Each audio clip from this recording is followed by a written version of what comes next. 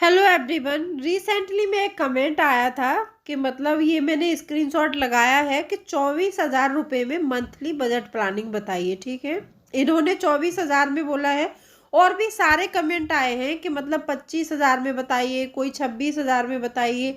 यदि आपकी सैलरी 20,000 से लेके यहाँ पर 30,000 तक है तो आप इस बजट प्लानिंग को फॉलो कर सकते हैं जो मैंने आज बताई है। मैंने पूरा ब्लूप्रिंट करके समझाया है और सारे आपको उसमें सारे एक्सपेंडिचर बताए हैं मैंने कि आपको कितना कितना किस एक्सपेंडिचर में देना है और आपको सेविंग कैसे करनी है। ठीक है, क्योंकि बहुत सारे लोग ऐसे हैं कि जिनकी सैलरी कम है तो वो सोचते हैं बचत नहीं हो पाएगी और हम अपना बजट कैसे बनाएं। वो शुरुआत करना चाहते हैं, उनको नहीं पता है कि बजट प्लानिंग कैसे करनी होती है और वो बोलती हैं कि अभी अभी आपके वीडियो कुछ ही दिनों से देखना शुरू किया है तो लगता है कि बजट प्लानिंग ज़रूर करनी चाहिए और फाइनेंशियल प्लानिंग करनी चाहिए।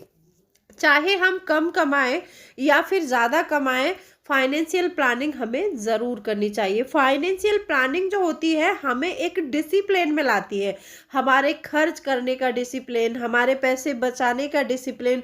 बहुत सारे रूल्स ऐसे होते हैं इसमें कि हम डिसिप्लिन मतलब हो जाता है हमारे अंदर, पैसे हम कहीं बर्बाद नहीं करेंगे और पैसे हम बचाना सीख जाते हैं।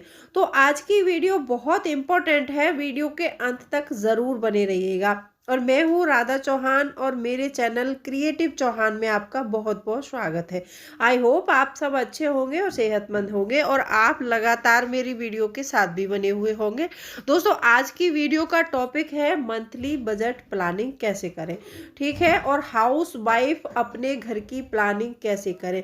तो वीडियो बहुत इंटरेस्टिंग है, वीडियो के अंत तक ज़रूर बने रहना। और अभी तक आपने अपने इस क्रिएटिव चौहान चैनल को सब्सक्राइब नहीं किया है तो आप लोगों से एक रिक्वेस्ट है, प्लीज अपने इस क्रिएटिव चौहान चैनल को सब्सक्राइब करिए।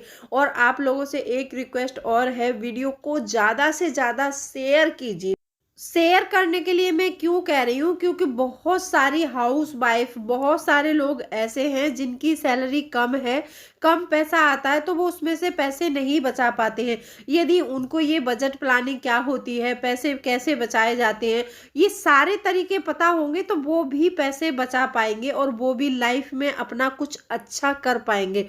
तो इसीलिए मैं आप लोगों से रिक्वेस्ट करती हूँ कि आप जो भी सोशल मीडिया प्लेटफॉर्म यूज़ करते हैं, आप व्हाट्सएप यूज़ करते हैं तो व्हाट्सएप पे शेयर करो, आप फेसबुक कर यूज़ करते हैं तो फेसबुक पे करो, आप इंस्टाग्राम करते हैं तो उस पे शेयर करो। बस मेरे वीडियोस को ज़्यादा से ज़्यादा शेयर करो।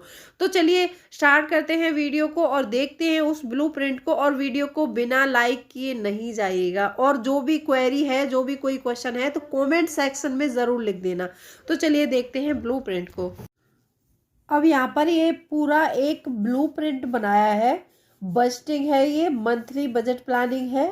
आपकी सैलरी 24,000 है, 25,000 है या फिर 30,000 है, तीनों में से कोई भी सैलरी हो, आप इस तरीके से बजट प्लानिंग करेंगे तो आपका मतलब बजट अच्छा बनेगा और पैसा भी जरूर बचेगा। ठीक है, तो चलिए मैं स्टार्ट करती हूँ, फटाफट से बताती हूँ और ध्यान से समझ लेना इसको। आज मेरी तबीयत बहुत ज़्यादा ख़राब है, मेरी वॉइस बहुत ख़राब हो रही है, अगर बीच में कुछ गड़बड़ हो तो उसके लिए सॉरी। तो सबसे पहला मतलब हमारे होते हैं कुछ फिक्स एक्सपेंडिचर होते हैं जो फिक्स होते हैं, जिनको मंथ में कम नहीं किया जा सकता। वो होने ही होने हैं, कितना भी करके देखो वो कम नहीं कर सकते। कुछ ऐसे होते हैं, दूसरा कैटेगरी होती है रनिंग एक्सपेंडिचर की, उसमें थोड़ा कम ज़्यादा कर सकते हैं हम कहीं पर भी, उसमें मतलब गुंजाइश होती है कि कहीं कम खर्च कर लें कहीं ज़्यादा कर लें तो वो चल सकता है। लेकिन ये फिक्स एक्सपेंडिचर होते हैं, ये कम ज़्यादा नहीं कर सकते हम। ठीक है, तो सबसे पहला आता है हमारा हाउस रेंट। देखो आजकल सब अपने अपने घरों से बाहर जाके सर्विस कर रहे हैं, मतलब नौकरी करते हैं तो हाउस रेंट पर ही लेते हैं। ऐसा तो नहीं है कि हम वहां पर खरीद लेंगे, खरीदते नहीं है, सभी रेंट पर लेते हैं। यदि आपका खुद का घर है, आप किसी टाउन में रहते हैं, आपका खुद का घर है तो ये एक्सपेंडिचर आपका बिल्कुल बच जाएगा। ठीक है, अब यहाँ पर हाउस रेंट आता है हमारा। अगर आप 1 BHK लेते हैं तो 5,000 में आराम से हो जाता है। अगर आप वही 2 BHK लेते हैं तो प्लस मैंने 2,000 कर दिया है, क्योंकि मैंने 2 BHK लिया है तो मेरा 7,000 में है। ठीक है, तो मैंने उसी हिसाब से बताया है आपको। और ये मेट्रो सिटी में है, दिल्ली सिटी में बता रही हूँ मैं आपको। अगर 1 BHK लेंगे तो 5,000 में आराम से हो जाएगा, और अगर 2 BHK लेंगे तो 7,000 में आराम से हो जाता है, ठीक है। और यहाँ पर इलेक्ट्रिक बिल रखा है मैंने, जो लाइट का बिल होता है, अगर आपके पास 1 BHK है मान लो, और तो भी आपका ये यहाँ पर हाउस रेंट आपको 1,000 रुपए के चार्जेस तक देने पड़ जाएंगे मंथ में, वो फिक्स कर लेते हैं, ठीक है। अगर अगर आपका 7,000 में है तो किसी किसी के ऐसा होता है कि 200 यूनिट फ्री होते हैं, तो आप उससे ज़्यादा यूज़ नहीं करें तो आपका बिल जाता भी नहीं है, तो वो 7,000 में ही हो जाता है, ठीक है। और यहाँ पर ये मैंने फिर भी 1,000 रुपये बिल के लिए लगा दिए हैं, क्योंकि गर्मियाँ हैं तो गर्मियों में हम लोग फ्रिज कूलर बहुत सारे सामान यूज़ करते हैं। अभी सर्दियाँ हैं तो रूम हीटर हो गया, अपना रॉड हो गया, कोई गीजर यूज़ कर रहा है, तो 1,000 रुपये का बिल तो आराम से आ ही जाता है। मैंने ये 1,000 रुपये इलेक्ट्रिक बिल के लिए लगाए, ठीक है। अब ये हमारा गैस का खर्चा हो गया। देखो, गैस वैसे तो हमारी 1.5 मंथ आराम से चल जाती है, क्योंकि मैंने देखा है मेरे 2 बच्चे और मैं हस्बैंड वाइफ हम 4 लोग हैं, तो 1.5 महीने से 2 महीने हम आराम से निकाल देते हैं गैस से। कितना भी यूज कर ले तब भी 1.5 महीने आराम से चल जाती है मेरी, ठीक है। लेकिन फिर भी मैंने 950 रुपये रख दिए, क्योंकि 950 रुपये का सिलेंडर अभी रिसेंटली में आ रहा है, ठीक है। फिर भी मैंने 950 रुपये रखे यहाँ पर। अब हो गया हमारा मिल्क। मिल्क पर डे से मैंने 1 लीटर पर डे से लगाया है। अगर किसी के 2 बच्चे हैं या फिर एक बच्चा है तो 1 लीटर पर डे लग जाएगा, ठीक है। तो यहाँ पर क्या कर सकते हैं, मैंने 55 रुपये लीटर आ रहा है अभी, 55 रुपये का 1 लीटर आता है यहाँ पर, तो मैंने 1,650 रुपये लगा दिए, क्योंकि 30 दिन का, ठीक है यहाँ पर। अब ये हो गई बच्चों की फीस, हो गई फीस। अगर आपके बच्चे छोटे हैं तो 500 रुपये मैंने लगाया है, क्योंकि यहाँ पर एक स्कूल है उसमें छोटे बच्चों की फीस 500 रुपये मंथली पड़ जाती है, तो 500 रुपये मैंने लगा दिया है।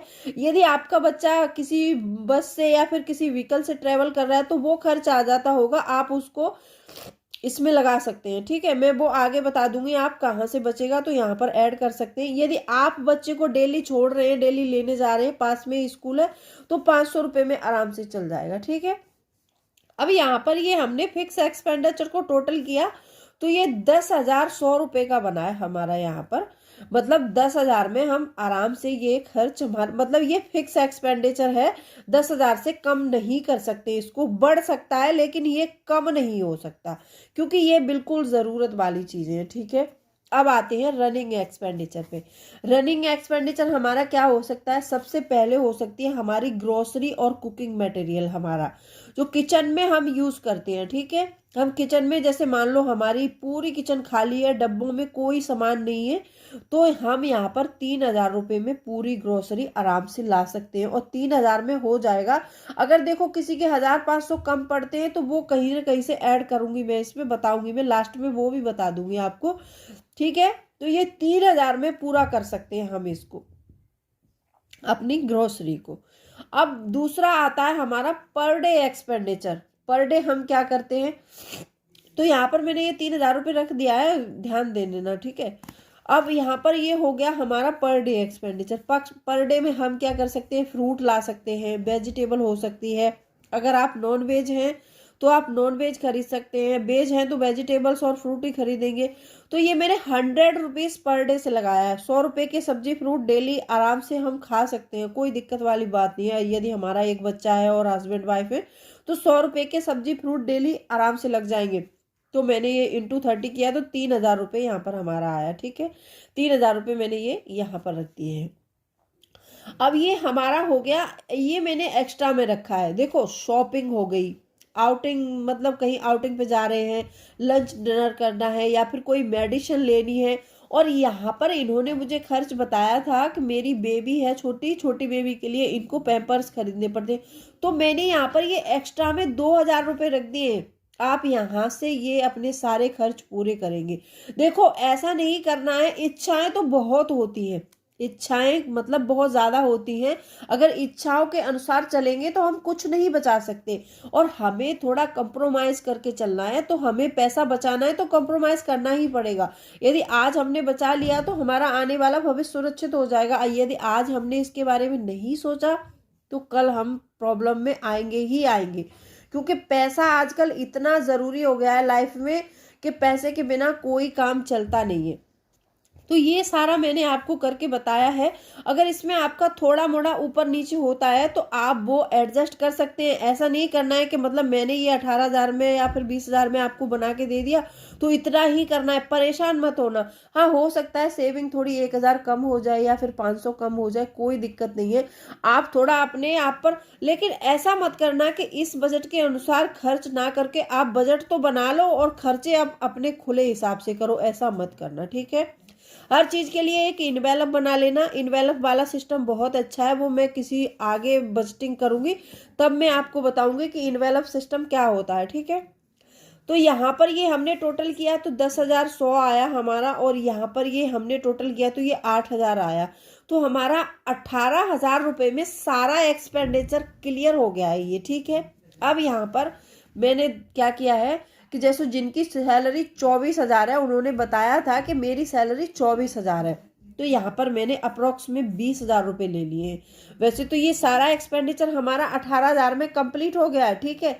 अगर उसके बावजूद भी कम पड़ रहा है, जैसे मैंने बताया था आपको पैम्पर्स या फिर बच्चे का व्हीकल, तो आप मैंने यहाँ पर 18,000 रुपये 18,000 आना था, लेकिन मैंने यहाँ पर अप्रोक्स में 20,000 कर दिया है। मैंने वही बताया आपको कि मतलब या तो यहाँ पे थोड़ा थोड़ा ज़्यादा हो जाए या फिर इस फीस में आपको व्हीकल का किराया देना पड़े तो वो हो सकता है, ठीक है।